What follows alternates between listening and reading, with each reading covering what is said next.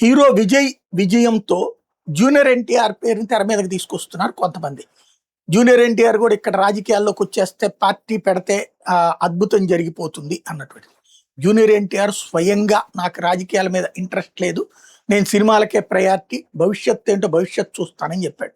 కాబట్టి అతను అనవసరంగా వాదంలోకి లాగి మళ్ళీ తెలుగుదేశం అంటే ఇప్పుడు జూనియర్ ఎన్టీఆర్ పేరు రాగానే తెలుగుదేశం వాళ్ళు అతన్ని తిట్టడం బిగించేస్తారు, తొక్కడానికి చేసే ప్రయత్నాలు మళ్ళీ జరుగుతాయి పెద్ద ఎత్తున. అనవసరంగా అతని కెరీర్తో ఆడుకోవడం అనవసరం. ఎందుకంటే అతనికి ఇంట్రెస్ట్ ఉంటే అతను చూసుకుంటాడు. ఇప్పుడు అతను పార్టీ పెట్టి నడిపించే సిచ్యువేషన్ ఉంది అంటే ప్రస్తుతానికి ఏం కనిపించట్లేదు. తెలుగుదేశం జూనియర్ ఎన్టీఆర్ అభిమానుల్లో 3/4 మంది తెలుగుదేశం వాళ్ళు ఉంటారు.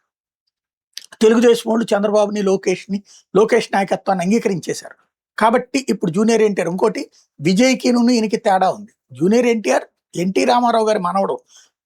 దాంతో పాటు ఉన్నటువంటి సినిమాల పరంగా కూడా ఆ వారసత్వం వచ్చింది. ఆ తర్వాత సక్సెస్ చేసుకున్నాడు తను ఇండివిజువల్గా సాధించి. బట్ విజయ్కి అట్లాంటి తండ్రి నుంచి వచ్చిన వారసత్వం అది కాదు.